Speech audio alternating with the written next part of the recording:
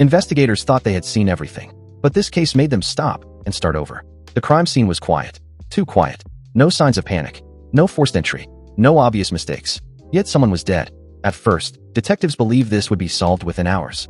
But as evidence was analyzed, one terrifying truth emerged. This murder wasn't chaotic. It was controlled, and the person responsible wasn't hiding in the shadows. They were already inside the victim's life.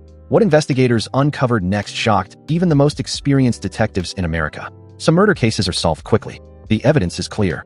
The motive makes sense. And the suspect is obvious. But every once in a while, investigators walk into a crime scene that feels wrong. Not loud. Not chaotic. Just unsettling. This was one of those cases. From the moment police arrived, experienced detectives sensed something unusual. The scene looked calm, almost staged. Yet the outcome was anything but. What began as a routine investigation soon became a case that confused experts, challenged forensic logic, and left investigators questioning their own instincts. This is the story of the brutal murder that stunned investigators. The victim lived an unremarkable life, at least on the surface.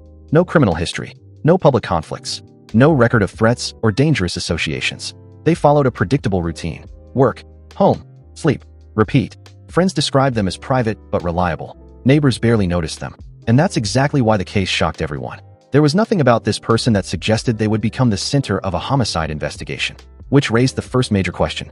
Concern began when the victim broke routine. Calls went unanswered. Messages were left on read.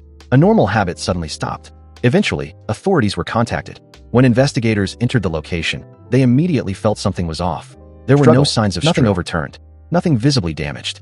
Yet it was clear this was a homicide. The calmness of the scene disturbed detectives more than chaos ever could. Someone hadn't panicked. Someone hadn't rushed. Whoever did this had control. Investigators began with the basics. Was it a robbery? Nothing valuable was missing. Was it random violence? There was no forced entry. Was it personal? The victim had no known enemies. Each theory collapsed as quickly as it formed. Every answer created more questions. And slowly, one conclusion became unavoidable. This crime was intentional and planned. The investigation hit a major obstacle when timelines didn't match. Witness statements conflicted. Digital data told a different story. The estimated time of death didn't align with known movements. Someone had interfered with the sequence of events. Investigators realized the killer didn't just want to escape. They wanted to control the narrative. This wasn't about violence alone. It was about deception.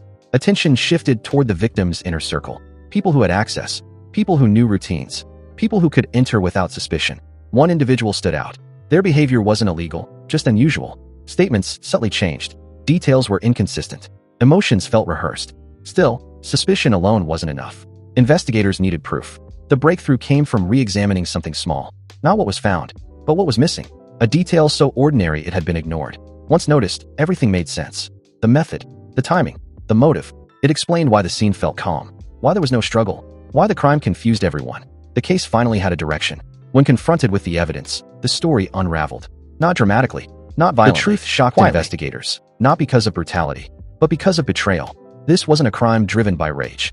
It was driven by control, and that's what made it terrifying. The case left a permanent mark on those involved. Investigators later admitted it changed how they approached crime scenes. It proved that violence doesn't always look violent. That calm can be calculated, and that danger is sometimes closest where we feel safest. This case reminds us of a chilling truth. The most disturbing crimes don't always announce themselves. They hide behind normal lives, behind routine, behind trust, and by the time investigators realize what they're dealing with, the damage is already done.